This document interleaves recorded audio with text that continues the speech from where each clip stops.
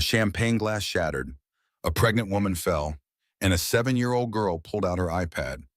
What happened next would be viewed by over 1 billion people, would bring a billionaire to his knees, would change laws in 46 countries, and would prove that sometimes the most powerful weapon against injustice is not money or lawyers or violence. It's a child brave enough to tell the truth.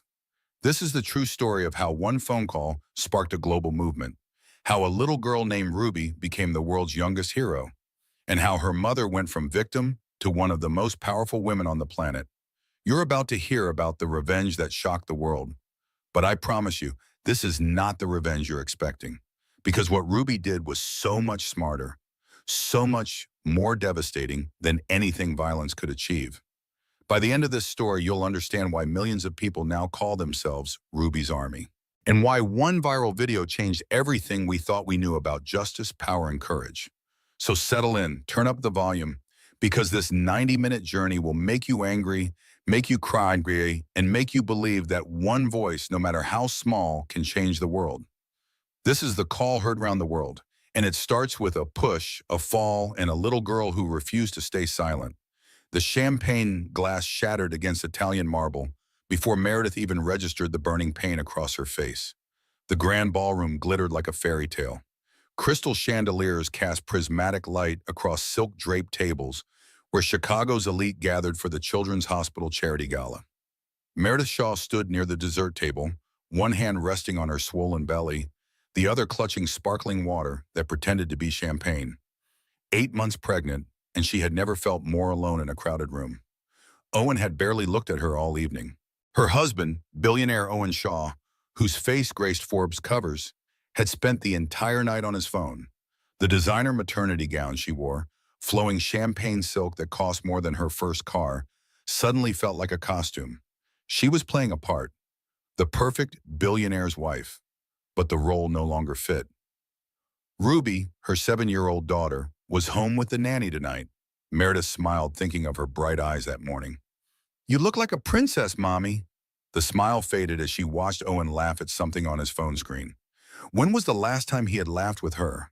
The voice came from too close behind her, honey smooth and sharp as a knife. Meredith turned. A woman stood in her personal space, invading it with practiced aggression. Vanessa Price, Owen's business associate, the woman whose name came up too often in casual conversation, whose perfume Meredith sometimes smelled on Owen's suits. "Ms. Price," Meredith said, keeping her voice neutral. Her heart had begun to race. "We need to talk," Vanessa said. Her designer dress probably cost $10,000. Her jewelry screamed calculated perfection. "About Owen. I don't think we have anything to discuss. I'm pregnant." The words hit like a physical blow. Meredith felt the room tilt.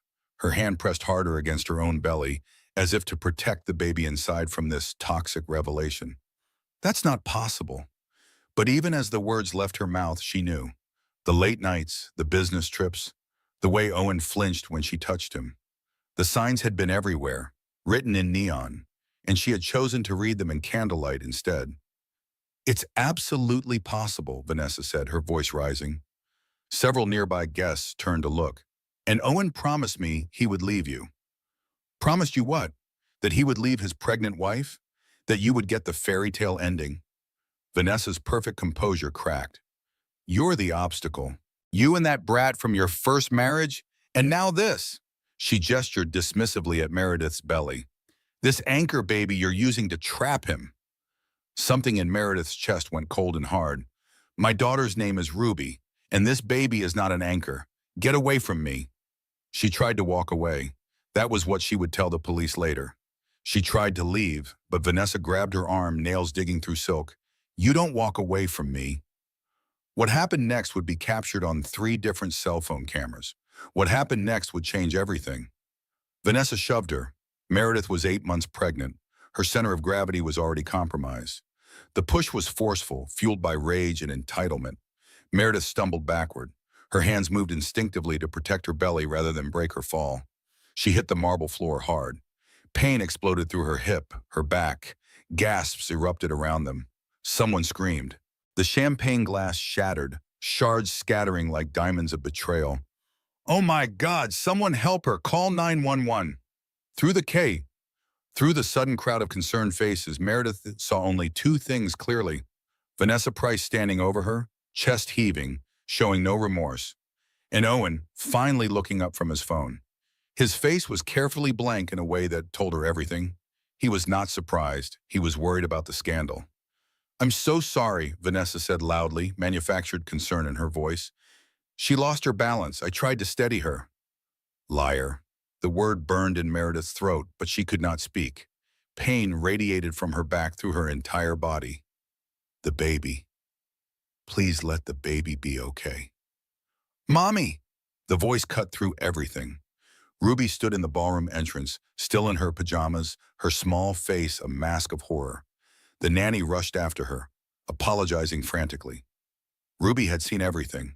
Her 7-year-old daughter had witnessed her mother being attacked, had seen her lying on the floor, hurt and humiliated. Their eyes met across the crowded room. In Ruby's dark eyes, Meredith saw something shift. The innocent trust of childhood cracking, revealing something harder underneath. Something that understood that adults did not always protect you. That sometimes the people who were supposed to love you could hurt you instead. That sometimes you had to protect yourself.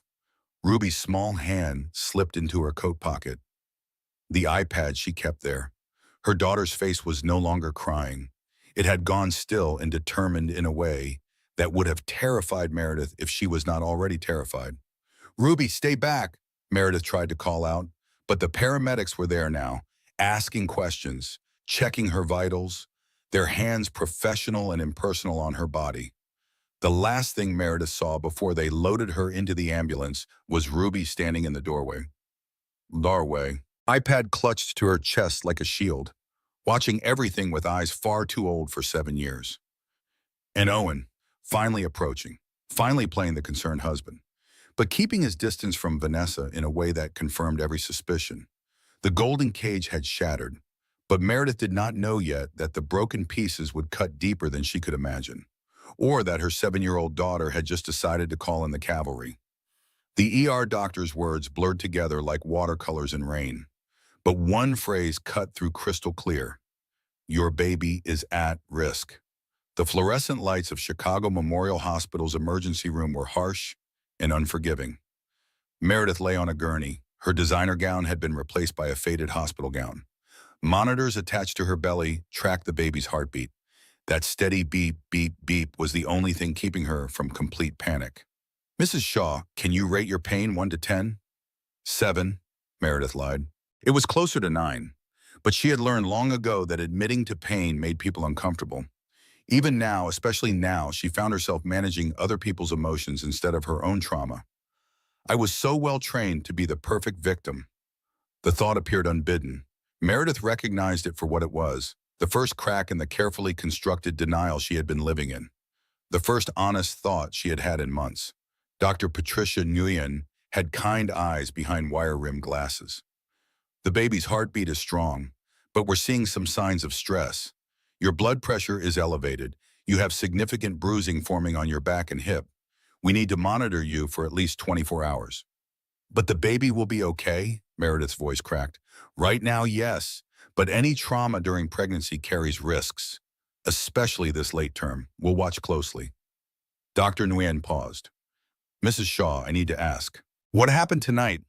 Before Meredith could answer, the curtain swept back.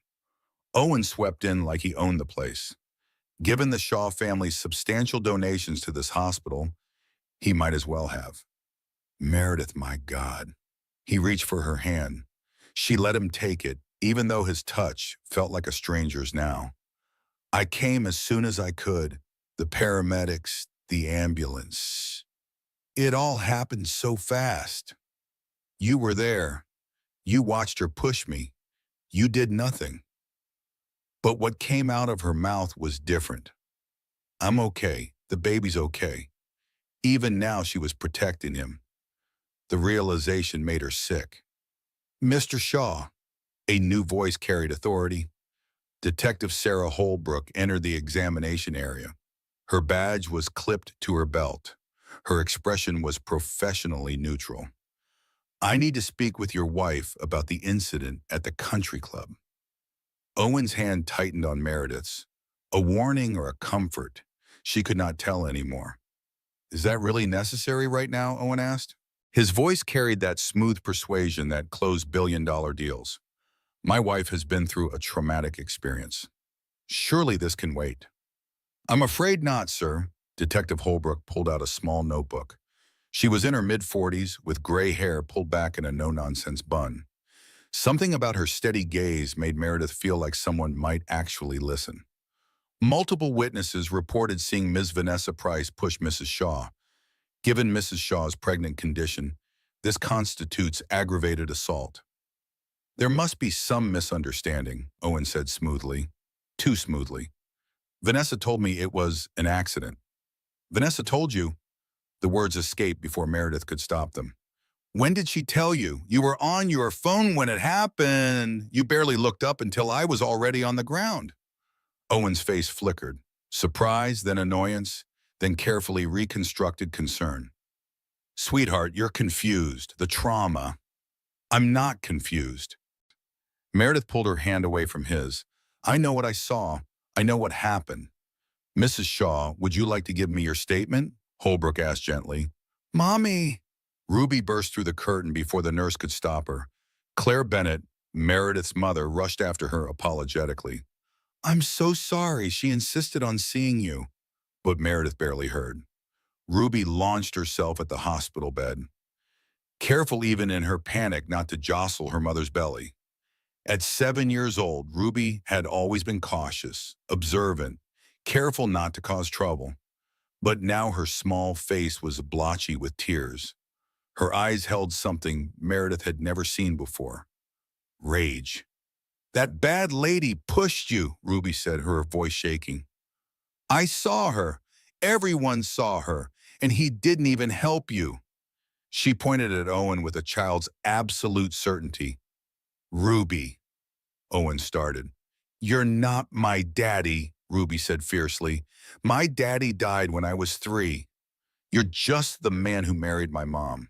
And you let that bad lady hurt her. The silence that followed was devastating. Her 7-year-old daughter had just said what she had been too afraid to admit. Owen's face had gone red. Meredith, control your child. Don't! The word came out harder than Meredith intended. Don't you dare tell me to control her. She's 7 years old. She just watched her pregnant mother get attacked. She has every right to be upset. This is exactly why I wanted to wait, Detective Holbrook interjected smoothly. Mr. Shaw, perhaps you could give us a few minutes. Owen looked like he wanted to argue, but even he recognized the optics of refusing to leave. Fine, I'll be right outside. Meredith, don't say anything without our lawyer present. Our lawyer, not if you need legal help. He was already thinking about defense, about protection, but not for her. After Owen left, Detective Holbrook turned to Ruby with surprising gentleness. Sweetheart, that was very brave. Can you tell me exactly what you saw? Ruby nodded solemnly. The mean lady was talking to Mommy. Mommy tried to walk away, but the lady grabbed her arm. I saw that when I came in the door. Then she pushed Mommy really hard. Mommy fell and her glass broke, and Owen just stood there with his stupid phone. Ruby, Claire said weakly, but there was no real censure in it. Even her grandmother, who had tried to see the best in Owen for 2 years, looked shaken. Did you happen to record any of this? Detective Holbrook asked carefully. Ruby's eyes widened. Then slowly she pulled out her iPad. It was already recording. I didn't mean to, but I was making a TikTok video earlier about Mommy getting ready for the party, and I forgot to turn it off when we got to the club. Meredith's heart stopped. Ruby, what? Let me see that, honey. Detective Holbrook took the iPad with careful, gloved hands. She tapped the screen. Meredith heard her own voice, tinny through the speakers. Get away from me. Then Vanessa. You don't walk away from me. The sound of the push, the gasps, the shattering glass, and Ruby's small voice, breaking. Mommy. Detective Holbrook's face had gone hard. Mrs. Shaw, this is crystal clear evidence of assault. With your permission, I would like to submit this to the prosecutor. The country club has security cameras too, Meredith said numbly. Had security cameras, Holbrook corrected. Her voice was tight with barely contained anger. I was informed 20 minutes ago that the footage from tonight has been corrupted. Technical malfunction, they claim. That's impossible, Claire said. That's tampering with evidence. It is, and expensive lawyers will argue it's coincidence. Holbrook looked at the iPad in her hands. But they can't argue with this. And they really can't argue with the fact that it's already been uploaded to the internet. Meredith's blood ran cold. Good. What? Ruby bit her lip. I didn't mean to, Mommy. But my TikTok was set to auto-post when it reached 10 minutes. And I forgot. And it posted. Detective Holbrook pulled out her own phone. She typed rapidly.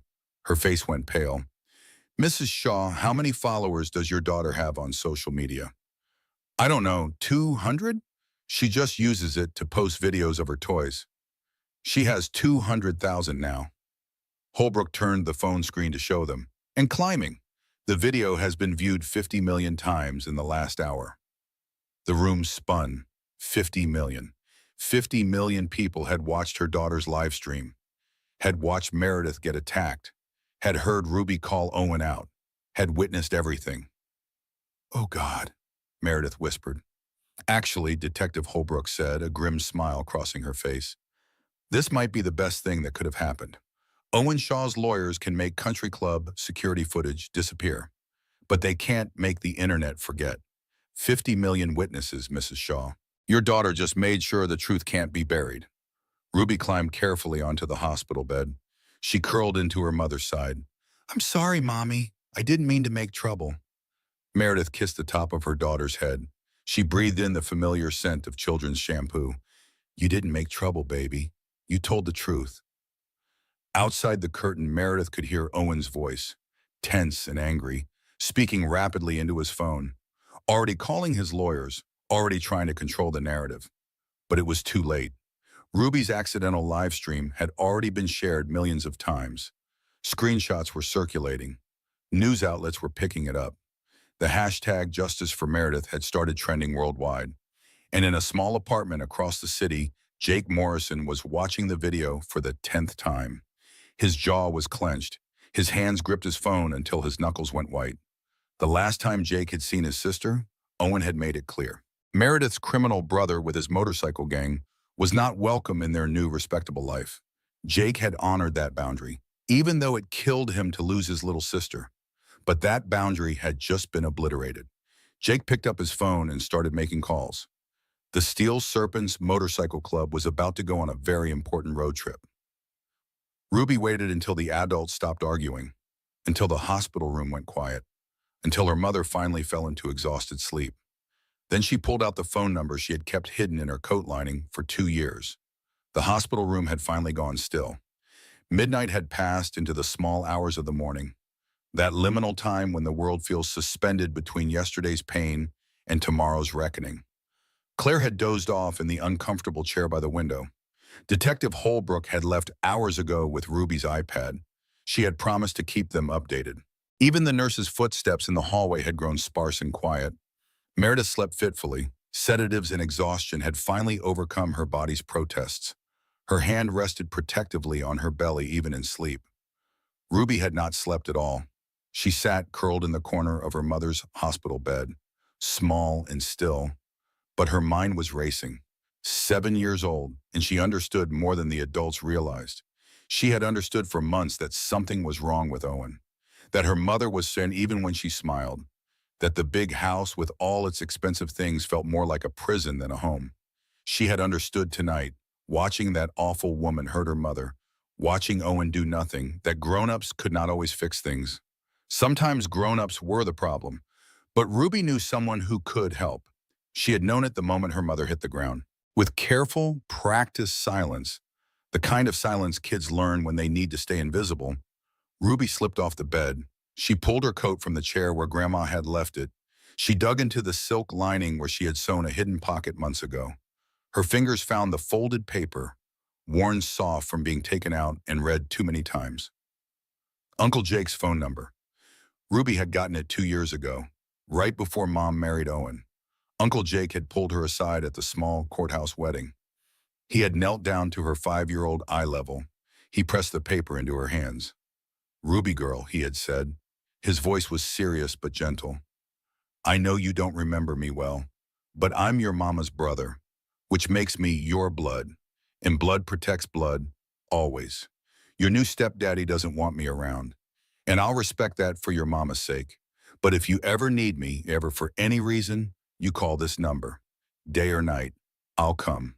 You understand? She had understood. Even at 5, even not knowing why Owen did not like Uncle Jake, she had understood he was offering something important. So she had kept the number, had sewn it into her coat where no one would find it, had carried it like a talisman for 2 years. Now it was time to call in that promise. Ruby crept into the hallway. She moved toward the family waiting area she had seen earlier. It was empty at this hour. She pulled out the iPad that Detective Holbrook had returned after copying the footage. With shaking fingers, Ruby opened FaceTime.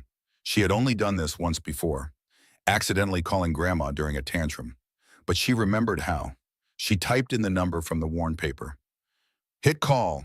It rang once, twice, 3 times. Please answer. Please, Uncle Jake, I need you. On the 4th ring, the screen connected. A man's face appeared, rough-featured and tired, with a jagged scar across one eyebrow and dark hair pulled back in a short ponytail.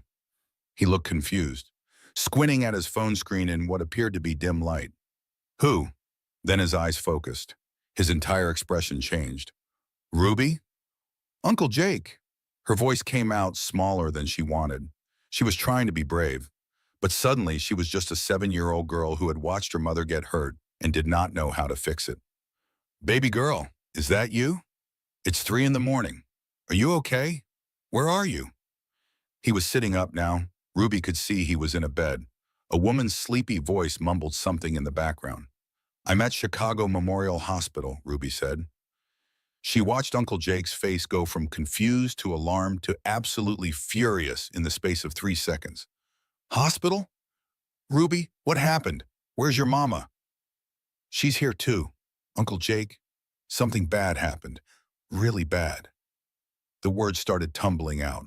Everything she had been holding back while the adults talked in careful, polite voices around her. There was this mean lady named Vanessa, and she pushed Mommy at the party, and Mommy's 8 months pregnant, and she fell really hard, and Owen didn't help her. He just stood there, and Mommy's in the hospital now, and the baby might be hurt, and nobody's doing anything because Owen has expensive lawyers, and I don't know what to do. Stop, breathe. Uncle Jake's voice cut through her spiral, calm and commanding. Ruby, listen to me. Is your mama awake right now? No, she's sleeping. The doctor gave her medicine. Good, that's good. Now tell me, did someone hurt your mama on purpose? Ruby nodded, tears finally spilled over. Vanessa pushed her really hard. I saw it. Lots of people saw it. And I recorded it on accident on my TikTok. And it got posted, and now millions of people saw it. But Owen's already trying to make it go away. And I'm scared, Uncle Jake. I'm really scared. Something in Uncle Jake's face went very still and very cold. It should have been scary, but Ruby found it comforting. This was what protection looked like. Ruby girl, listen to me very carefully. You did exactly right by calling me. You did so good. You brave little warrior. Now I need you to do one more thing for me. Can you do that? Yes. You go back to your mama's room. You stay with her. You don't let her out of your sight, and you don't let anyone make you leave. You understand? Your Uncle Jake is coming. I'm going to take care of this. But Owen said you're a criminal. He said you're dangerous. Uncle Jake's laugh was harsh. Baby girl, I used to be in an MC, a motorcycle club. And yeah, I've made mistakes, but I've been straight for 5 years now. I run a legitimate security business. The only dangerous thing about me is what happens to people who hurt my family. His voice gentled. Your mama is my little sister. You're my blood niece. Nobody touches my family. Nobody. You tell me where this Vanessa lives, where Owen works, everything you know. Ruby told him everything. She had always been good at remembering details, addresses, names, the things adults said when they thought she was not listening. When she finished, Uncle Jake was writing things down. His jaw was clenched so tight she could see the muscles jumping. Okay, he said finally. Okay, Ruby, I need about 6 hours to get there, but I'm coming. And I'm bringing my brothers with me. Your brothers? But mommy doesn't have other brothers, ours. My club brothers, the Steel Serpents MC, we're family, just a different kind. And right now, your mama needs the kind of family that rides when one of our own is in trouble. He paused. Ruby, that video you took, that was the smartest thing you could have done. You made sure the truth couldn't be hidden. You're a warrior, little girl, just like your mama. Ruby wiped her eyes. Will you call me when you're close? I'll do better than that. I'll text your grandma's phone. She's there with you. Yeah, she's asleep in mommy's room. Good. I'll coordinate with her. Now you go back, okay? And Ruby? He waited until she met his eyes through the screen. It's going to be okay now. The cavalry's coming. You tell your mama when she wakes up. Tell her Jake's coming home. The call ended. Ruby sat for a moment in the empty waiting room, clutching the iPad to her chest. Then she stood up. She squared her small shoulders. She walked back to her mother's room with her head held high. She had done what needed to be done. She had called for help when the grown-ups would not. And Uncle Jake was coming. 200 miles away in a modest apartment above a security firm office, Jake Morrison was already moving. He had gotten dressed while talking to Ruby. Now he was making calls. Marcus, wake up. Family emergency. Yeah, Meredith, someone hurt her. Bad. I need the whole club, brother. Every rider we've got, we ride in 1 hour. Call after call, rousing his brothers from sleep. The Steel Serpents MC had started as a rough crew 20 years ago. Jake would be the first to admit they had skirted the law more than once. But times had changed. They had changed. Most of them had gone straight, had legitimate businesses now, had families of their own. But the bonds remained. And when one of their own called, they answered. By 4 in the morning, 23 motorcycles were gathered in the parking lot of Morrison Security. 23 riders, most in their 30s and 40s now, all wearing their cuts. Leather vests with the Steel Serpents patch on the back. Jake stood in front of them. His face was grim in the pre-dawn darkness. Brothers, he said, his voice carried in the stillness. 2 years ago, I asked you to respect my sister's choice. Her new husband didn't want me in her life. Didn't want us anywhere near their respectable, wealthy world. And I honored that, even though it killed me. But tonight, that boundary died. Tonight, some rich piece of work attacked my pregnant sister at a charity gala, pushed her to the ground in front of witnesses, and her billionaire husband is already trying to make it go away with lawyers and money. Growls of anger rippled through the group. My 7-year-old niece, Ruby, some of you remember her. She recorded the whole thing accidentally and it went viral. 50 million views and counting. But viral videos don't protect her from retaliation. Don't keep her safe from a man who has unlimited resources and no conscience. So we're riding to Chicago. We're going to make it real clear that Meredith and Ruby have family, the kind of family you don't mess with. Marcus Reynolds stepped forward. At 38, he was the club's tech expert and former EMT. Just to be clear, brother, we're not talking about handling this the old way. No violence, Jake confirmed. We're not giving Owen Shaw any excuse to call us criminals. We're going to be a presence. A very visible, very intimidating presence. We're going to stand between my sister and anyone who thinks they can hurt her without consequences. We're going to find evidence if there's evidence to find. And we're going to make sure the world knows. You come at Meredith Shaw, you come at all of us. Legal protection, someone called out. Exactly. We've all got businesses now, legitimate lives. We use that. Marcus, you still got your forensics contacts? Yeah, and my EMT certification is still active. I can be medical support. Good, Diesel, you're a paralegal now. The burly man grinned. Yeah, I know my way around the system. Then we ride smart, we ride legal, but we ride hard, and we ride together. Jake's voice dropped, taking on an edge that made even his brothers take notice. That little girl called me for help. My baby niece, 7 years old. She knew the adults had failed her and called me. We're not failing her. We're not failing Meredith. We ride now. 23 voices answered as one. We ride. The thunder of motorcycles starting up shattered the quiet Chicago suburbs. Lights came on in nearby houses. A few neighbors came to their windows, watching the procession of bikes pulling out in tight formation. They were heading to Chicago Memorial Hospital. They were heading to protect one of their own. And somewhere in that hospital, Ruby Shaw finally fell asleep in her mother's bed, a small smile on her face. The cavalry was coming. Owen's lawyers arrived before breakfast, carrying papers designed to erase Vanessa's assault like it never happened. But they had not planned on 50 million witnesses. Morning light filtered through the hospital blinds, harsh and unforgiving. Meredith woke to the sound of voices, professional, measured, expensive voices, the kind that charged by the 6-minute increment and never showed emotion. Owen sat in the chair where her mother had been. 3 men in suits flanked him like a corporate honor guard. All of them turned to look at her as she stirred. "Good, you're awake." Owen's smile was practiced, the one he used for difficult clients. "Sweetheart, these are my attorneys, Gerald, Brad, and Thomas. They're here to help us navigate this unfortunate situation." Unfortunate situation. Not assault, not attack. Situation. Meredith's hand went automatically to her belly. The baby kicked reassuringly. Thank God. "Mrs. Shaw." The oldest lawyer, Gerald, stepped forward with papers. "We've drafted a settlement agreement with Ms. Price. She's willing to compensate you for medical expenses and emotional distress, in exchange for a mutual non-disclosure agreement and your agreement not to press charges." Meredith stared at him. "She pushed me while I was 8 months pregnant, in front of hundreds of witnesses." "An accident," Brad interjected smoothly. "Mrs. Price maintains it was accidental contact. She's devastated by what happened. She wants to make amends privately, without the circus of a criminal trial." "Where's Ruby? Where's my mother?" "I sent them to get breakfast," Owen said.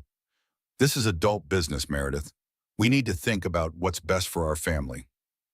"Our family," the words rang hollow. "The video," Meredith said flatly. "Ruby's video has 50 million views." The lawyers exchanged glances. Gerald cleared his throat.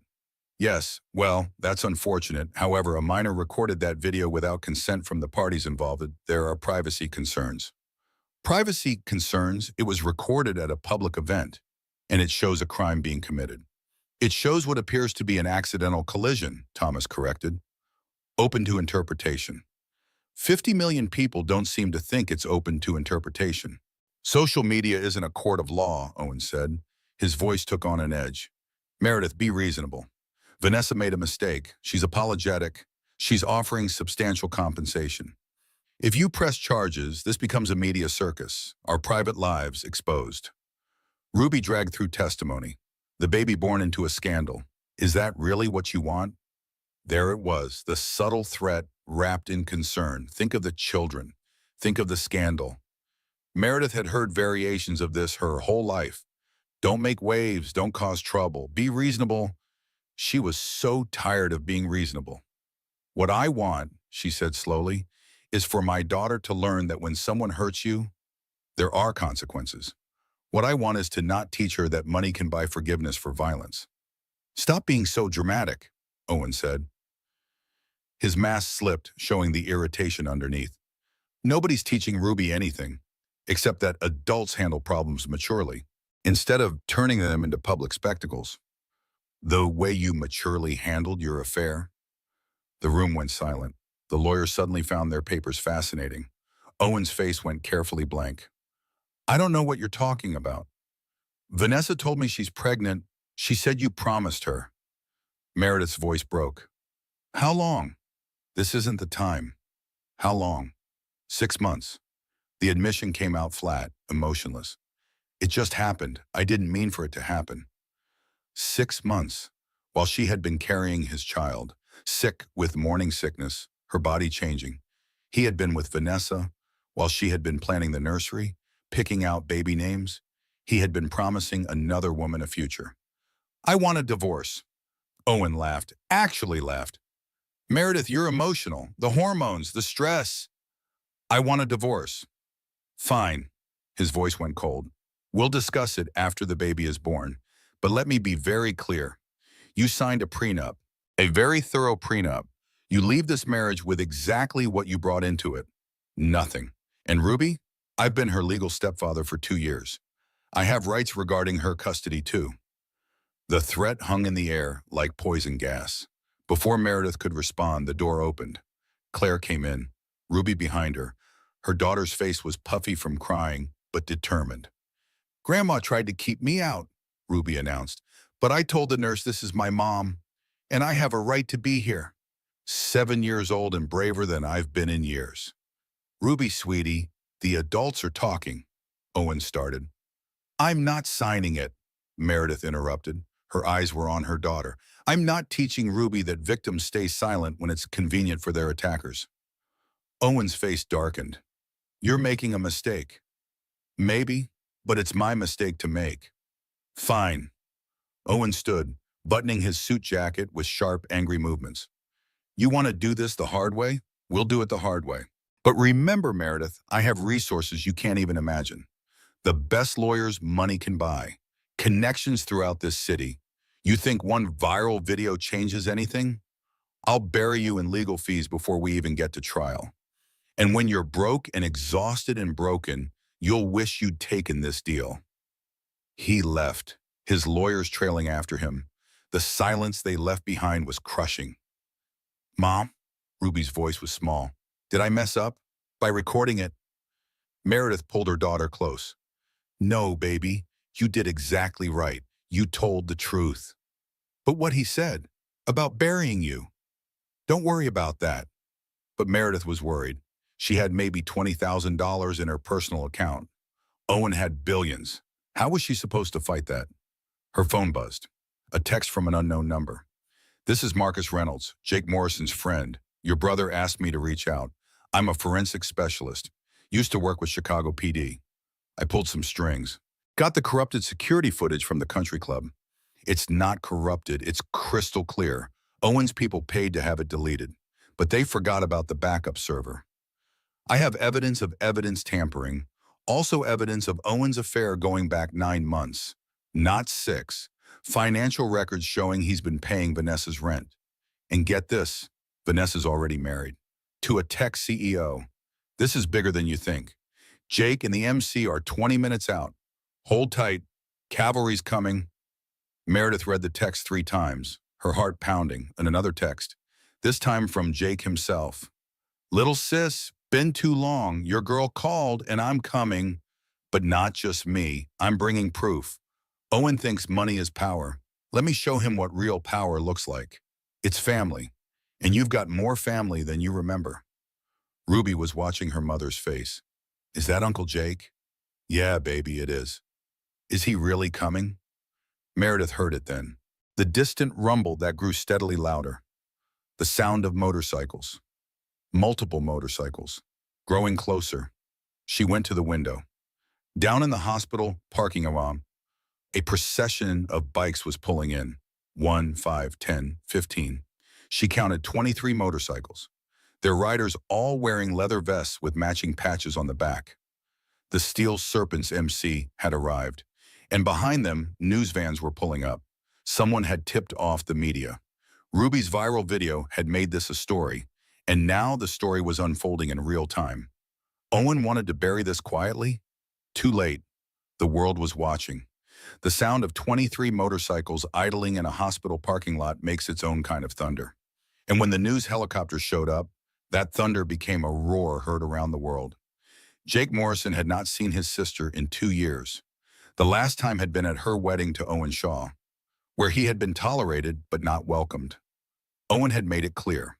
Meredith was entering a new life, a respectable life, and her motorcycle gang brother did not fit the image. Jake had honored that. He had loved his sister enough to step back. But honor only went so far, and it ended the moment someone hurt family. He swung off his bike, pulling off his helmet, looking up at the hospital. Somewhere in there, Meredith was dealing with the aftermath of an attack. His little sister, who used to follow him everywhere as a kid, who he had taught to ride a bike and throw a punch and stand up for herself, until she had married a man who taught her to sit down and shut up instead. Brother, Marcus Reynolds came up beside him. Security's already nervous. Hospital administrator is on his way down. We need to play this smart.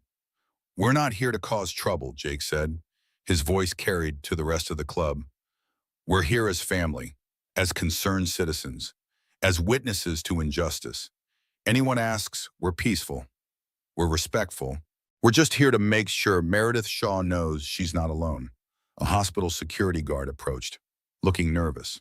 Gentlemen, I'm going to have to ask you to leave. You're causing a disturbance. We're visiting a patient, Jake said calmly. Meredith Shaw is my sister. That's not illegal. There are 23 of you. All family, Marcus interjected smoothly. Extended family.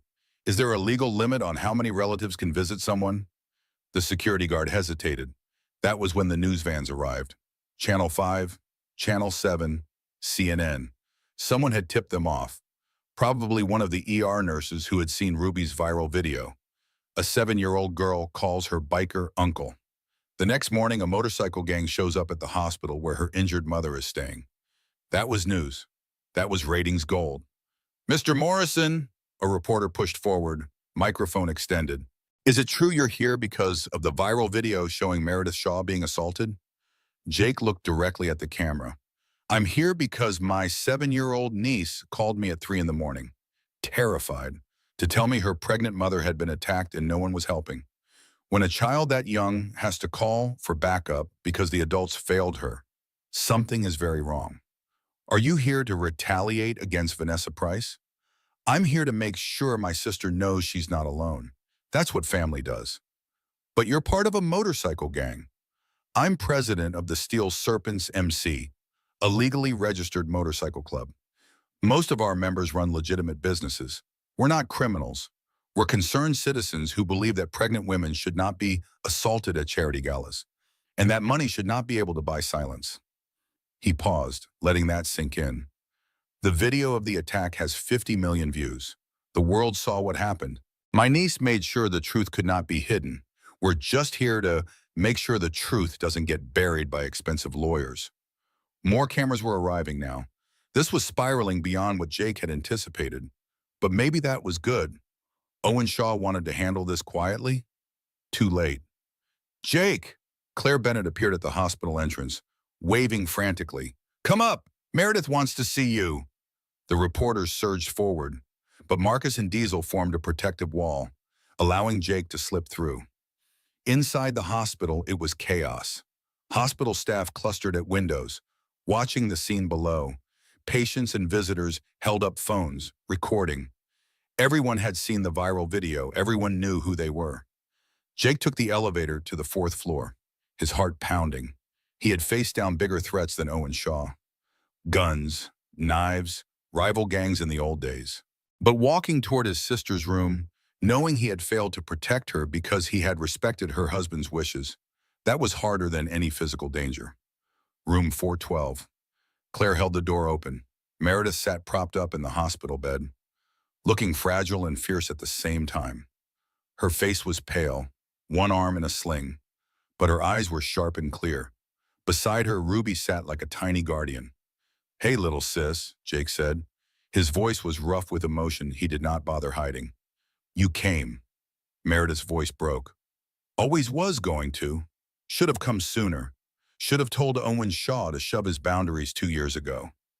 I told you not to. I thought I could make it work.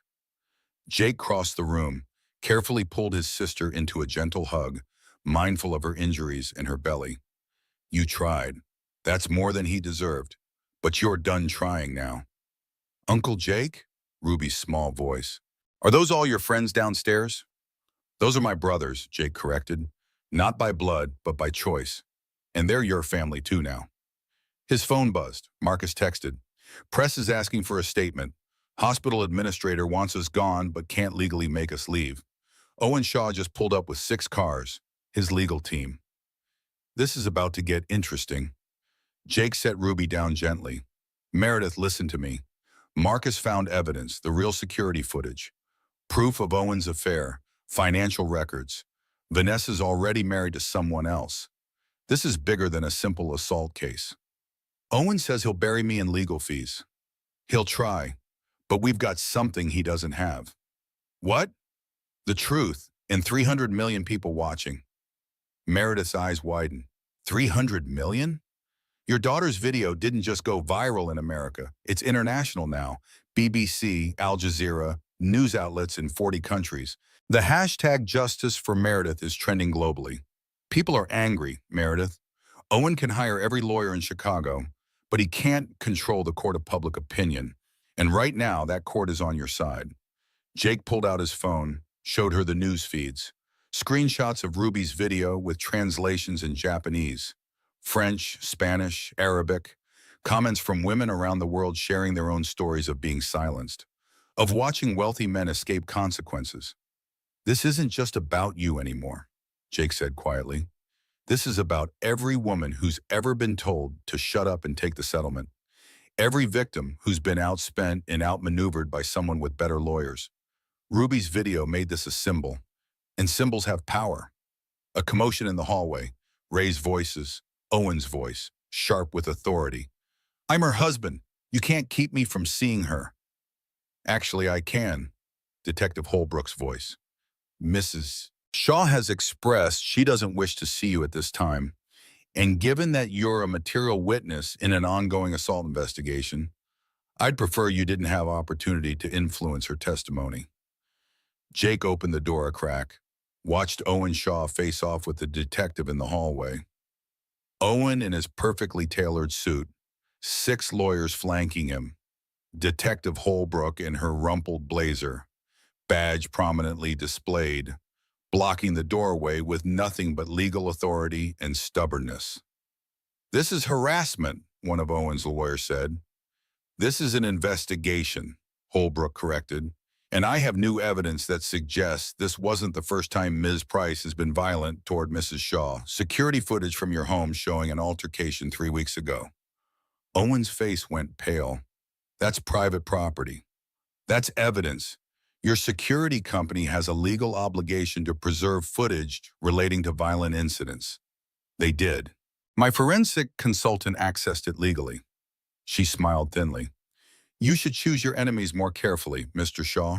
Turns out motorcycle clubs have some very educated members. Jake stepped fully into the hallway. Detective, Mr. Shaw. Owen's face twisted with contempt. Of course, the criminal brother rides to the rescue. How predictable. Former criminal, Jake corrected mildly. Been straight for 5 years. Run a legitimate security business now. Morrison Security. We do home systems, business protection, private investigation. All licensed, all legal. Unlike bribing security staff to delete evidence, which is super illegal. I didn't. You did. We have the money transfers. We have text messages. We have the IT guy's signed statement. Jake pulled out a folder. You paid Jeffrey Chen $15,000 to delete the country club footage and claim technical malfunction. That's obstruction of justice, Mr. Shaw. That's a felony. One of Owen's lawyers grabbed the folder, scanned it. His face went gray. This is inadmissible.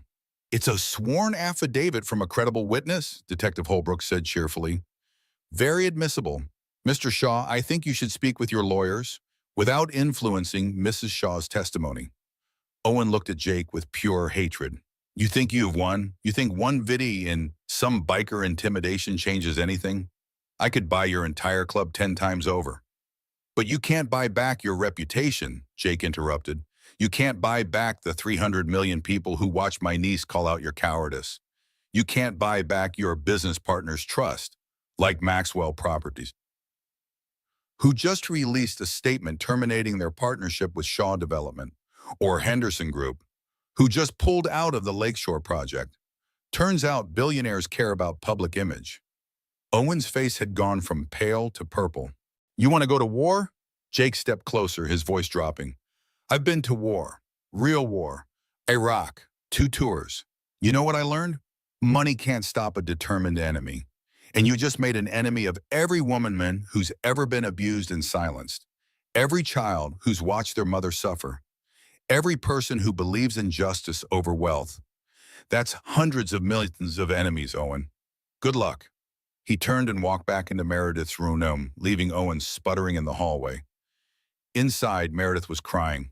I can't believe you did all that. We're just getting started, Jake said. Marcus is downstairs organizing. We've got lawyers. Yes, Diesel's a paralegal. And we know 3 actual attorneys who work pro bono for domestic violence victims. We've got forensic evidence. We've got public support. And we've got something Owen will never have. People who fight because it's right, not because they're getting paid. Ruby climbed into her mother's lap. Does this mean the bad lady will get in trouble? Yes, baby, Meredith whispered. I think she will. Outside, news helicopters circled. The story was breaking internationally. Social media was exploding. And in hospital rooms across Chicago, in living rooms across America, in homes around the world, people were watching. The revenge that would shock the world had begun. And it was not violence. It was truth. Detective Sarah Holbrook did something unprecedented. She held an international press conference and played the footage Owen Shaw had paid $15,000 to bury. The press conference was held at Chicago Police Department headquarters, in a room designed for 50 people that now held 200. Overflow crowds watched on monitors in adjacent rooms. Thousands more streamed online. Detective Holbrook stood at the podium, her face grave and determined. Behind her on a massive screen was a still frame from the country club security footage. Vanessa Price's hand extended mid-push, Meredith Shaw falling backward, pregnant belly prominent. Good afternoon, I'm Detective Sarah Holbrook. I'm here to discuss the assault case of Meredith Shaw that occurred 3 nights ago at the Riverside Country Club. I'm taking the unusual step of addressing the media directly because there has been significant public interest. And I believe a responsibility to ensure transparency in this case. Cameras flashed, reporters leaned forward. As many of you know, a 7-year-old child named Ruby Shaw accidentally live-streamed footage of this assault on social media. That video has now been viewed over 500 million times globally. What you may not know is that there was also professional security footage of this incident, footage that was subsequently deleted in what we believe was a deliberate act of evidence tampering. Murmurs rippled through the crowd. With the cooperation of the security company's corporate office and a legally obtained warrant, we recovered the deleted footage. I'm going to show you that footage now. I want to warn you. It depicts violence against a pregnant woman. The room went silent as the footage played. It was worse in high definition. Every detail was visible. Vanessa's face twisted with rage. The deliberate force of the push. Meredith's desperate attempt to protect her belly. The sickening impact of her body hitting marble. Owen standing motionless in the background. Phone in hand, not moving to help. When it ended, the silence was absolute. Based on this footage and additional evidence, Holbrook continued, her voice hard, we are charging Vanessa Price with aggravated assault of a pregnant woman, a Class 3 felony in Illinois that carries a sentence of 2 to 5 years. We are also charging Owen Shaw with obstruction of justice for his role in attempting to delete this evidence. The room erupted. Reporters shouted questions. Was Mr. Shaw aware of the assault beforehand? Is it true Ms. Price is pregnant with Mr. Shaw's child? What about the earlier incident at the Shaw residence? Holbrook held up her hand. I can't discuss all aspects of an ongoing investigation, but I will say this, we have evidence of a pattern of behavior. This was not an isolated incident, and the attempt to cover it up, to use wealth and influence to make this disappear, is exactly the kind of corruption that erodes public trust in our justice system. She paused, looked directly at the cameras. I became a police officer because I believe in justice, real justice, not the kind you can buy. And I'm standing here today to tell every victim of assault, every person who's been told their truth, doesn't matter if someone with money says otherwise. We see you. This department sees you. And we will not allow evidence to be buried because it's inconvenient for wealthy defendants. Her phone buzzed insistently. She glanced at it. Her face showed surprise. I've just been informed that the state's attorney will be joining us. Please hold your questions. State's Attorney Jennifer Martinez entered, looking like she had run from another building. She was in her early 40s, with a reputation as a fierce prosecutor who did not lose. Thank you, Detective Holbrook, Martinez said. Taking the podium, I want to make a statement regarding the charges in this case. Due to the severity of the assault, the vulnerability of the victim, and the evidence of tampering, my office is treating this as a high-priority prosecution. We will not be offering any plea deals that don't include significant prison time, and I want to make something else clear. Wealth does not exempt anyone from consequences in my jurisdiction. She looked directly at the cameras. Meredith, watching from her hospital room, felt tears prick her eyes. To every victim who's been told they can't win against someone with resources, you can. To every person who thinks money buys immunity, it doesn't. Not in my courtroom. And to Owen Shaw and Vanessa Price specifically, you will face justice. The press conference dissolved into chaos. Reporters shouting questions faster than they could be answered. But the message was clear. The system was working. For once, the system was actually working. Within 3 hours, the press conference footage had been viewed 200 million times. It was translated into 47 languages. It became the lead story on every major news network worldwide. Social media exploded. Justice for Meredith trended #1 in 47 countries. Support groups for domestic violence victims shared the story. Women's rights organizations held rallies in major cities: New York, London, Paris, Tokyo, Sydney. In the hospital, Meredith's phone rang constantly. Interview requests from Oprah, Ellen, Good Morning America, book deals, movie offers. Everyone wanted to tell her story.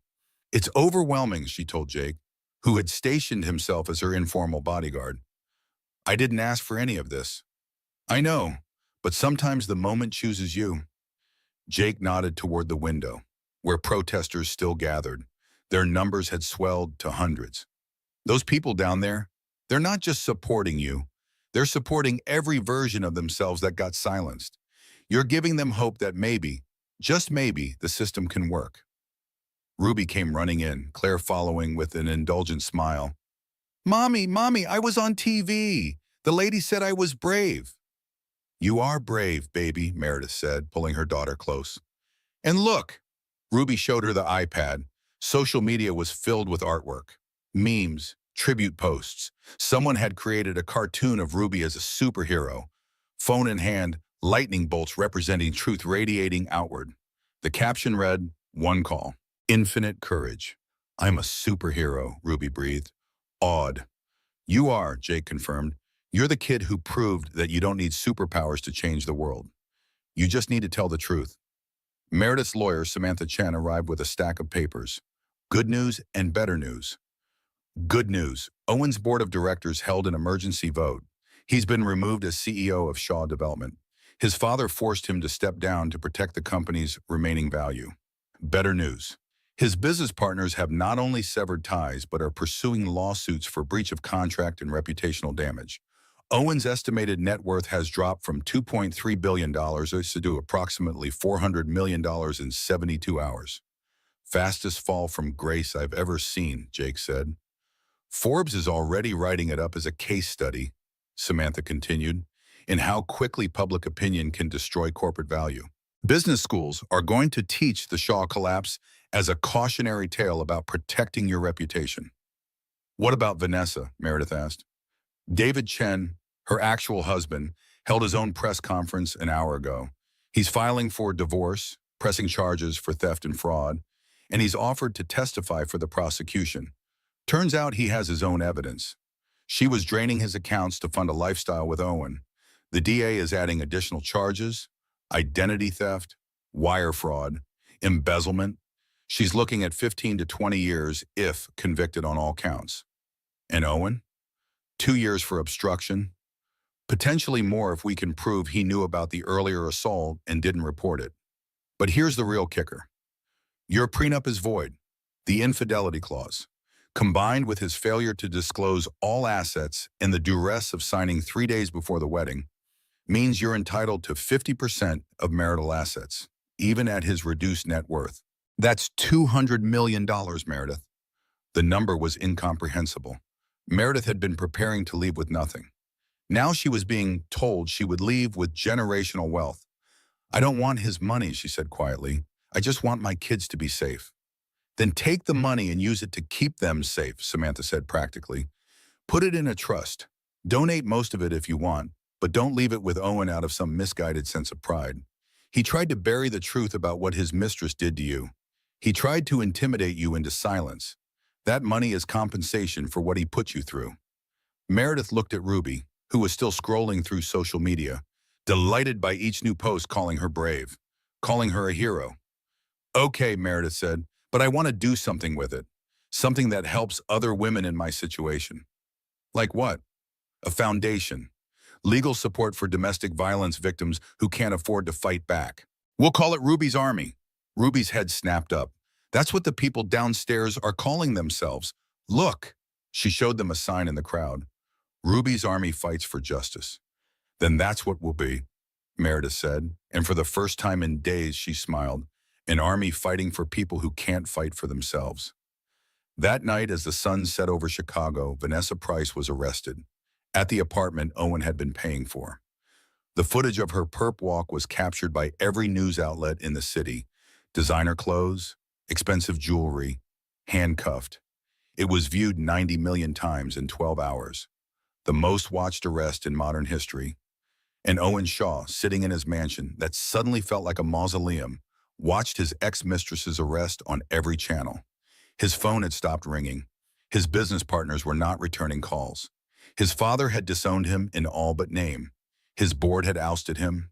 His wife was leaving him.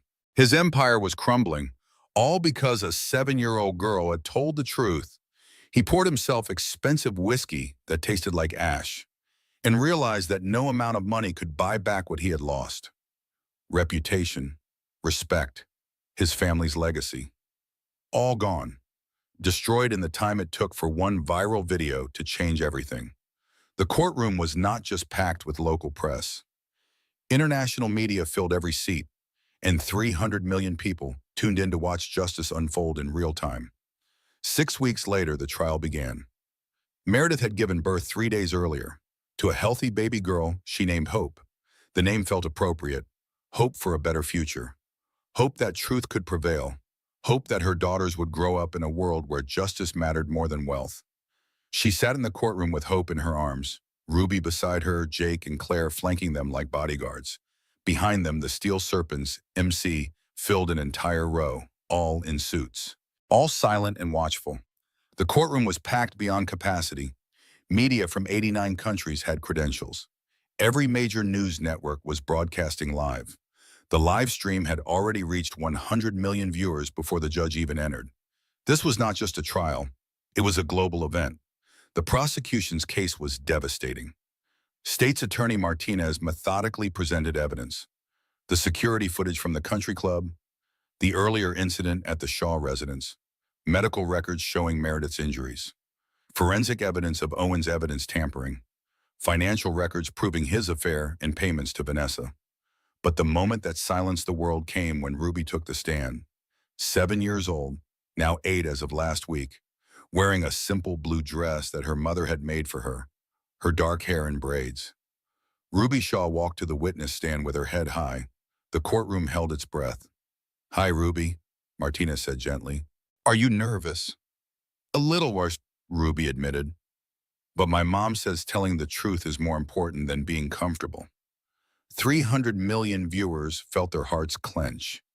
"Ruby, can you tell the court what you saw on the night of March 15th? Ruby took a breath. "I was at home with the nanny, but I missed my mom, so I asked to go see her at the party. When I got there, I saw my mom talking to a lady in a fancy dress. That lady," she pointed at Vanessa, who sat at the defense table looking significantly less polished than usual. Plain suit, no jewelry, her face pale and drawn. "What happened next?" "My mom tried to walk away, but the lady grabbed her arm." Ruby's voice did not waver. "I heard her say you don't walk away from me. And then she pushed my mom really hard. My mom fell, and her glass broke, and I was scared because my mom was pregnant and she hit the ground." "What did Owen Shaw do?" Ruby looked at Owen, who could not meet her eyes. "Nothing. He just stood there with his phone. He didn't help my mom. He didn't even try." The courtroom was silent enough to hear breathing. "Ruby, you made a phone call later that night. Can you tell us about that?" "I called my Uncle Jake. I knew my mom's new husband wouldn't help her. I knew the police might not believe us because Owen has lots of money, but Uncle Jake promised me when I was 5 that if I ever needed help, he would come. So I called him." "Were you scared?" "Yes, But being scared doesn't mean you don't do what's right. Ruby looked directly at the cameras. 300 million people saw a child who understood courage better than most adults. My mom always says, do the next right thing. So I did. I called for help. Martinez had tears in her eyes. Half the courtroom was crying openly. Thank you, Ruby. You're very brave. The defense attorney approached for cross-examination, but he looked deeply uncomfortable. Cross-examining a child in a case this public was career suicide if handled poorly. Ruby, isn't it true that you don't like Mr. Shaw? Ruby considered the question seriously. I liked him when my mom first met him. He seemed nice, but then he started being mean to my mom. He yelled at her, he made her cry, and he told her she couldn't see Uncle Jake anymore because bikers are criminals. She used air quotes. Several jury members smiled despite themselves. So no, I don't like him anymore. But that doesn't mean I lied about what I saw. Isn't it possible you misinterpreted what you saw? I saw a lady push my pregnant mom so hard she fell down. How do you misinterpret that? The defense attorney had no answer. He sat down quickly. When Ruby stepped down from the witness stand, the courtroom erupted in applause. Unprecedented in a trial, but Judge Morrison let it continue for a moment before gaveling for order. The trial lasted 3 days. The jury deliberated for 2 hours. Guilty on all counts. Vanessa Price, guilty of aggravated assault, attempted assault, making false statements to police, sentenced to 5 years in prison, plus 3 years probation upon release, and a $10 million civil judgment to Meredith. Owen Shaw, guilty of obstruction of justice, sentenced to 2 years in prison and a $5 million fine. The verdict was read at 4:47 p.m. Chicago time. By 5 p.m., the news had reached every continent. By 6 p.m., celebrations were occurring in major cities worldwide. Impromptu gatherings of people who had followed the case, who had seen themselves in Meredith's story, who needed to believe that sometimes the good guys won. Meredith watched the verdict from a private room in the courthouse, Hope sleeping in her arms. Ruby pressed against her side, Jake standing behind them like a sentinel. We won, Ruby whispered. Awed. You won, Jake corrected. This happened because a brave little girl told the truth when it mattered most. But Meredith knew it was more than that. They had won because the world had been watching, because social media had made it impossible to bury the truth, because 300 million people had said collectively, not this time. This time, justice wins. Her phone buzzed. A text from Samantha. The divorce settlement is final. You get full custody of both children, 50% of marital assets, $200 million. The house, everything. Owen gets supervised visitation once a month if he completes anger management and therapy. He didn't even fight it. Meredith, you're free. Free. The word felt foreign and wonderful. Another text, this one from an unknown number. Mrs. Shaw, this is Michelle Obama's office. Mrs. Obama would like to invite you to speak at the National Women's Leadership Summit next month. Your story has inspired millions. Would you be interested? And another, Ms. Shaw, this is the UN Women's Rights Council. We would like to discuss having you address the General Assembly on the topic of justice and accountability. And another, Netflix is interested in developing a documentary series about your case and the foundation you're establishing.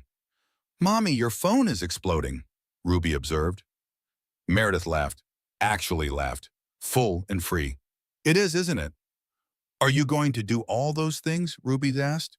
Maybe, some of them, the ones that help other people. Meredith looked at her daughter. You started something, Ruby girl, a movement. People are calling themselves Ruby's Army. They're fighting for justice in your name. Ruby's eyes went wide. Really? Really. So I think we have a responsibility to use this platform for good. What do you think? Ruby straightened up, suddenly looking older than her 8 years. I think we should help people who are scared. People like you were, Mommy. We should help them be brave. Then that's what we'll do. Outside, the celebrations continued. The verdict had sparked something. Not just satisfaction at one case's outcome, but hope. Hope that the system could work. Hope that truth mattered. Hope that wealth did not always win.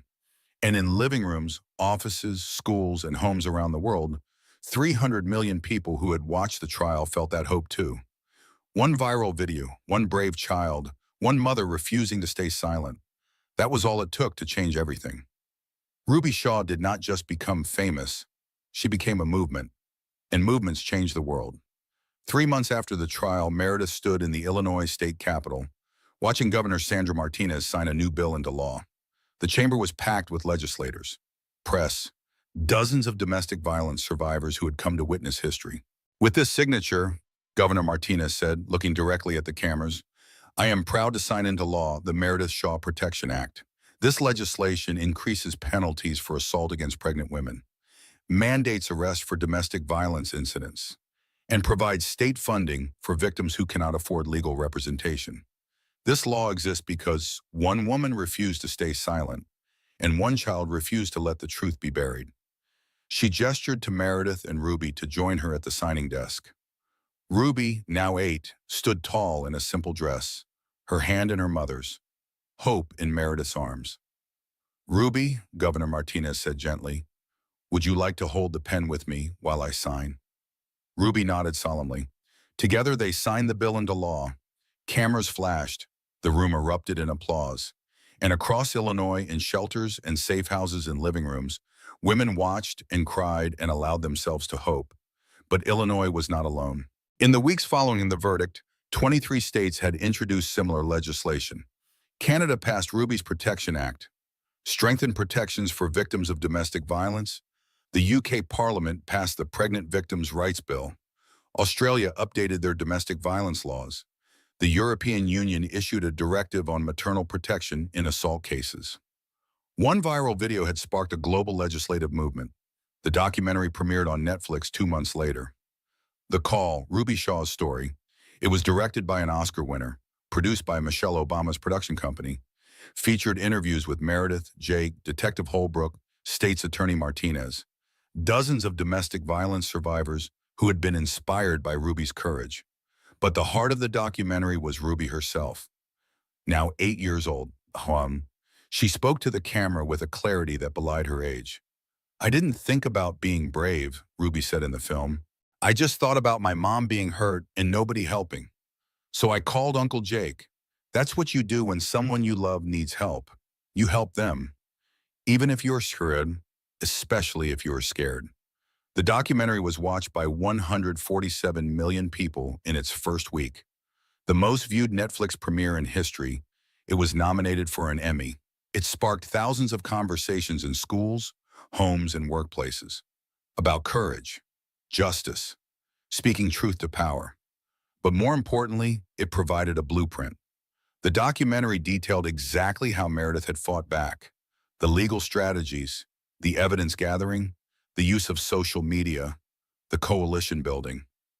It became a training manual for domestic violence victims and the advocates who helped them. The speaking tour began in the fall. Meredith had been terrified of public speaking before all this. Now she stood on stages in front of thousands, hope in a carrier on her chest, Ruby often beside her, telling their story.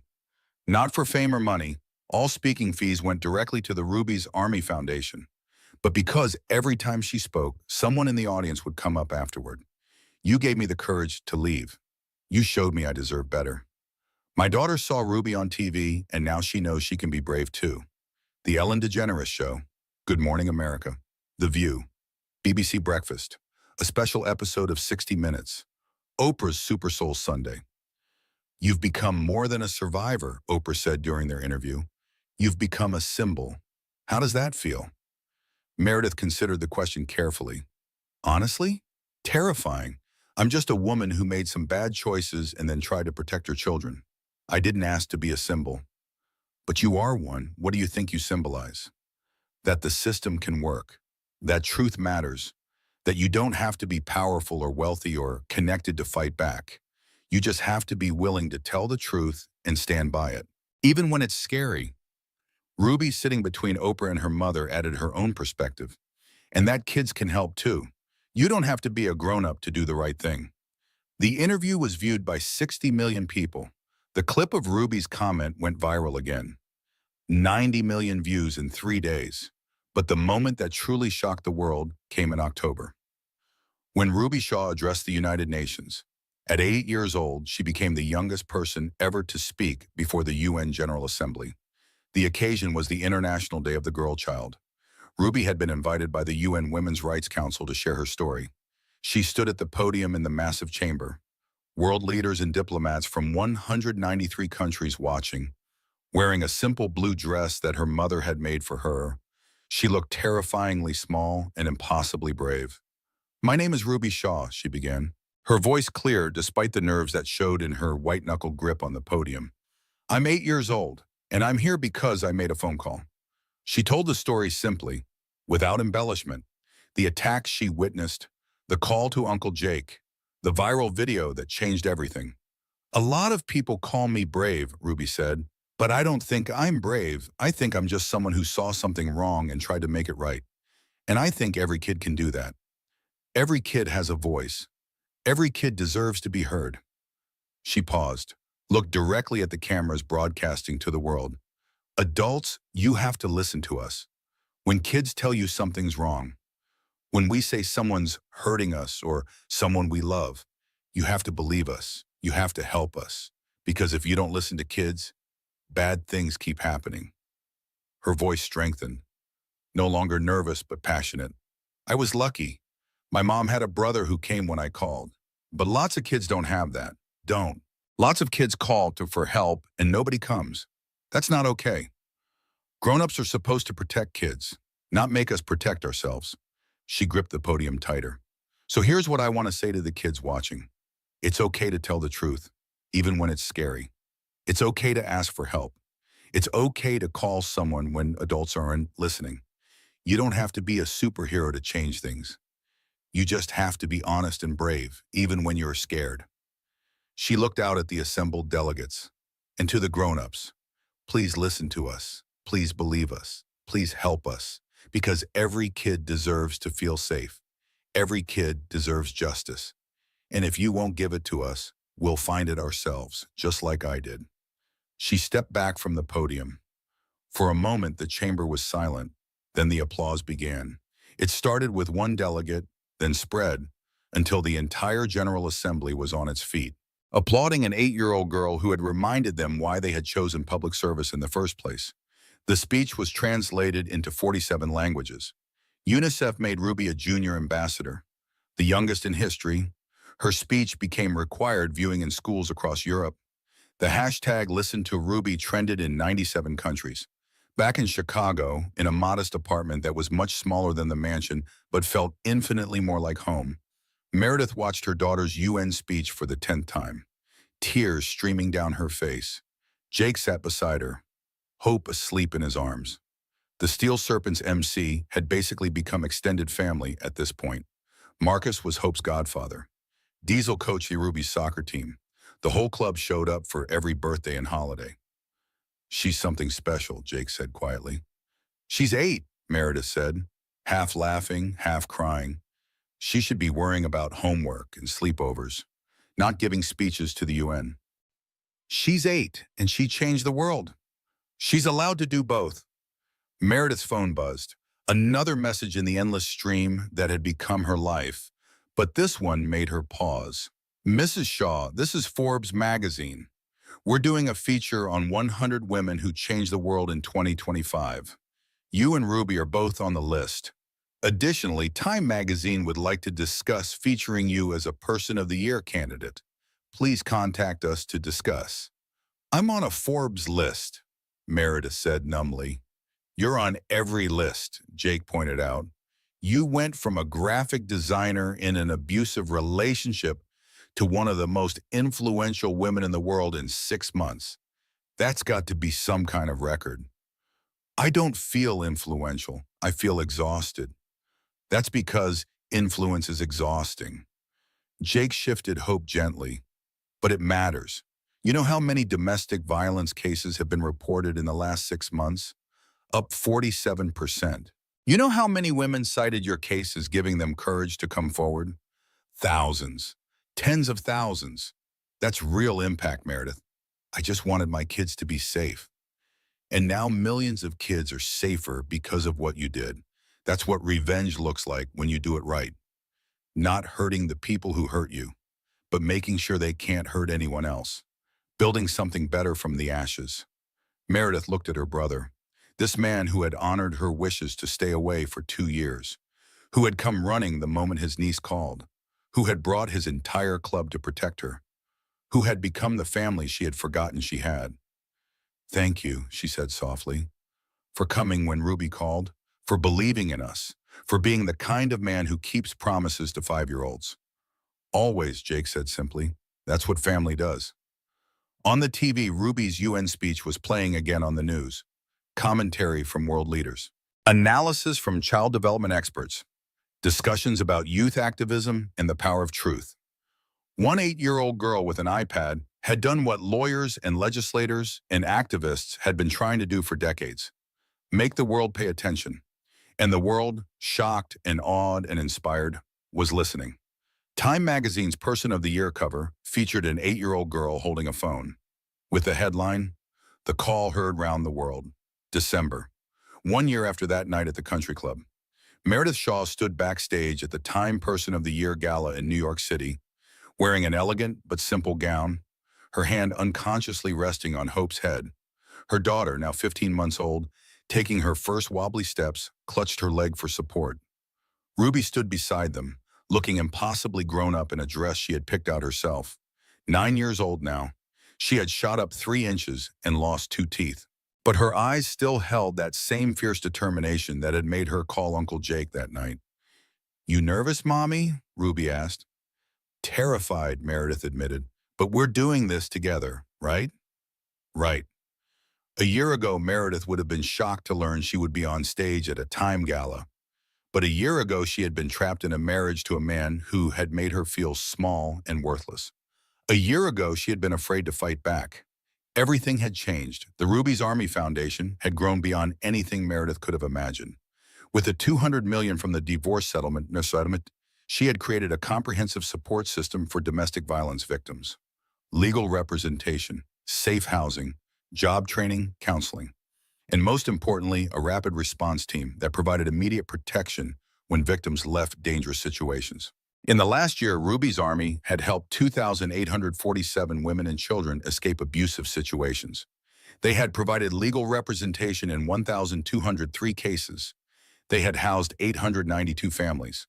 And they had partnered with law enforcement in 47 states to improve response protocols. The Steel Serpents MC had become the Foundation's security force, providing protection for women in immediate danger. Former criminals now working as literal lifesavers. The irony was not lost on anyone. "Mrs. Shaw," a stage manager appeared. "5 minutes." Meredith nodded, her stomach churning. Jake appeared from the green room, looking uncomfortable but distinguished in a tuxedo. Marcus, Diesel, and several other MC members were similarly dressed. They had all been invited as part of Meredith's story. "You got this, sis," Jake said. "Just tell the truth. That's all you've ever done." The truth, it seemed so simple, but it had changed everything. The truth had led to legislative changes in 46 U.S. states and 17 countries. The truth had sparked a global conversation about domestic violence that was still ongoing. The truth had inspired the creation of similar foundations in 6 countries. The truth had made Ruby's Army a recognized term for youth activism worldwide. The truth had sent Vanessa Price to prison, where she was currently serving year 1 of a 5-year sentence. Reports said she had found religion and was mentoring other inmates. Meredith hoped it was genuine. The truth had sent Owen Shaw to minimum security prison for 18 months. He had served a year, been released early for good behavior, and was now living quietly in a small apartment, working at his father's company in a low-level position, trying to rebuild his reputation one day at a time. He saw Hope twice a month under supervision, was completing therapy. And according to Claire, who maintained cordial relations with the Shaw family for the children's sake, seemed genuinely remorseful. The truth had made Ruby Shaw a globally recognized symbol of courage, youth activism, the power of speaking up. And the truth had made Meredith Shaw, former graphic designer, former trophy wife, former victim, into one of the most influential advocates for domestic violence survivors in the world. "Ladies and gentlemen," the announcer's voice boomed through the venue, "please welcome to the stage Time Magazine's Persons of the Year, Meredith and Ruby Shaw. Persons, plural. They had never made it plural before. Meredith picked up Hope, took Ruby's hand, and walked onto the stage. The ballroom was filled with the world's elite, politicians, celebrities, activists, business leaders. But all Meredith could see was the camera, knowing that millions were watching live, just as 300 million had watched the trial. The screen behind them lit up with the magazine cover. Ruby, age 8, holding a phone to her ear, looking directly at the camera with absolute determination. The headline, "The Call Heard Round the World, How One Child's Courage Sparked a Global Movement." The editor-in-chief of Time stepped forward with a microphone. Meredith Ruby, congratulations. Time selects the Person of the Year based on who most influenced events of the past year, for better or worse. This year, the choice was unanimous. Ruby, you made a phone call that became the most viewed video in history. Meredith, you transformed your trauma into a foundation that's helped thousands. Together, you've changed laws, inspired millions, and reminded the world that justice matters more than wealth. How does that feel? Ruby looked up at her mother, then stepped to the microphone with the confidence of a child who had already addressed the UN. It feels weird, Ruby said honestly. The audience laughed. A year ago, I was just a kid who made a phone call. I didn't think about being on magazine covers or giving speeches. I just wanted my mom to be safe. She paused. The room went quiet. But I've learned something this year. When you tell the truth, even when it's scary, other people feel braver. When you stand up for someone you love, other people learn they can stand up too. And when enough people stand up together, the world changes. She looked directly at the camera. So if you're watching this and you're scared, if someone's hurting you or someone you love, if you don't think anyone will believe you, tell the truth anyway. Call someone, ask for help, because there are people who will listen. There are people who will come. You're not alone. The applause was thunderous. Meredith stepped forward, Hope on her hip, and added her own words. A year ago, I was in a hospital bed, terrified and broken, convinced I couldn't fight back against someone with unlimited resources. But my daughter showed me that courage doesn't require money or power or connections. It just requires honesty and the willingness to ask for help. She looked out at the audience, at the celebrities and politicians and activists who had supported their cause. The revenge that shocked the world wasn't violence. It wasn't even legal victory, though that mattered. The revenge was truth, amplified by millions of people who said enough, who said we see you, who said this time justice wins. She gestured to Jake and the MC members in the front row, my brother and his club, men who society called criminals. They're the ones who protected me, who gathered evidence, who stood between me and retaliation. Society judged them by their leather and their motorcycles. They answered by saving lives. Jake looked like he was trying not to cry. The lesson isn't that I'm special or that Ruby is exceptional, though she is. Meredith smiled at her daughter. The lesson is that anyone can be brave, anyone can tell the truth, anyone can call for help, and when enough people respond, when enough of us refuse to look away, we can change the world. She paused. When she spoke again, her voice was thick with emotion. This isn't just our award. It belongs to every woman who came forward after seeing our story, every person who donated to Ruby's army, every legislator who passed new protections, every police officer who improved their response protocols, every person who watched 300 million strong and said this matters. She looked directly at the camera. To everyone still trapped in situations like I was, you can get out. There's help available. There are people who believe you.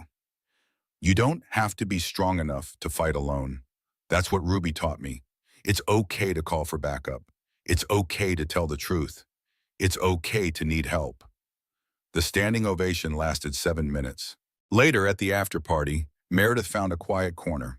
Ruby was being feted by celebrities who wanted photos. Hope was asleep in Jake's arms while he chatted with a congressman about improving domestic violence response training. The Steel Serpents MC was holding court with a group of activists, sharing stories about the women they had protected. Meredith's phone buzzed. A text from an unknown number. "This is Owen. I saw the ceremony. You deserved every word of that. I'm sorry. For everything. I don't expect forgiveness. But I needed you to know you were right about all of it. I hope you and the girls have a wonderful life. You earned it." She stared at the message for a long time. A year ago, she would have needed his apology, would have desperately wanted his acknowledgement. Now it was just words from a stranger who used to be her husband. She deleted the message without responding. Put her phone away. Another text. This one from Marcus. Boss News. "That women's shelter in Oakland that needed protection? We're on it. MC chapters in 3 cities standing by. Nobody's getting hurt on our watch." That message, she answered. "Thank you. Send me the details. Foundation will cover all expenses." This was the life she had built from the ashes. Not fame or awards or magazine covers. Though those had their uses. The real life was in the work. In the women who called the hotline at 2 in the morning and got immediate help. In the children who grew up learning that telling the truth mattered. In the slow, steady change that happened one person, one call, one act of courage at a time. Ruby appeared, flushed and excited. "Mommy, Michelle Obama wants to take a picture with us." "Then let's go take a picture." "Take a picture with Michelle Obama," Meredith said, laughing. As they crossed the ballroom, Ruby chattering excitedly, Hope stirring in Jake's arms, the MC forming a protective wall around them, Meredith caught sight of their reflection in the mirrored wall. A year ago, she had been invisible, a trophy wife who had learned to make herself small. Now she was surrounded by family, blood, and chosen both. And she took up space unapologetically. The world had been shocked not by violence, but by truth. Not by revenge, but by justice. Not by one woman's strength, but by millions of people refusing to look away. And it had started with an 8-year-old girl, an iPad, and the courage to make one phone call. Sometimes that's all it takes to change the world. The camera pulls back from the Time Gala to show screens around the world. Tokyo. A woman in a shelter watching Ruby's speech, wiping tears, picking up a phone. London. Protesters marching with Ruby's army signs. Sydney. A classroom of kids discussing courage and truth. Paris. A new law being passed, legislators citing the Shaw case. Chicago. The Ruby's Army Foundation headquarters. Lights blazing, phones ringing, help being given. And in one small apartment in Chicago, Owen Shaw sits alone, watching the time ceremony on his laptop. His empire gone, his reputation destroyed. His family moved on without him, but alive, free, and perhaps finally bent on understanding that some things matter more than money. The revenge that shocked the world was not violence. It was truth, witnessed by millions, transformed into justice. One call, one brave child, one mother who refused to stay silent. That's all it took to change everything. Ruby Shaw was 8 years old when she changed the world. She didn't have money. She didn't have power. She didn't have connections. All she had was an iPad, her uncle's phone number, and the courage to do what adults would not. Tell the truth. If this story moved you, if it made you feel something, I want you to think about this. Ruby's movement started with one share. One person watching that video and sending it to another. Then another. Until 50 million became 500 million became over 1 billion. You're part of that movement now. You just spent 90 minutes hearing the truth about what happened, about how justice can win when enough people refuse to look away. So here's what I'm asking. If you believe this story matters, hit that like button. It tells the algorithm to share Ruby's message with others who need to hear it. Drop a comment below telling me which moment hit you hardest. Was it Ruby's call to Uncle Jake? Her testimony in court? The moment Meredith decided to fight back? I read every single comment, and your words matter. Share this video with someone who needs to hear it. Maybe it's a friend going through a hard time. Maybe it's someone who's forgotten that courage doesn't require power.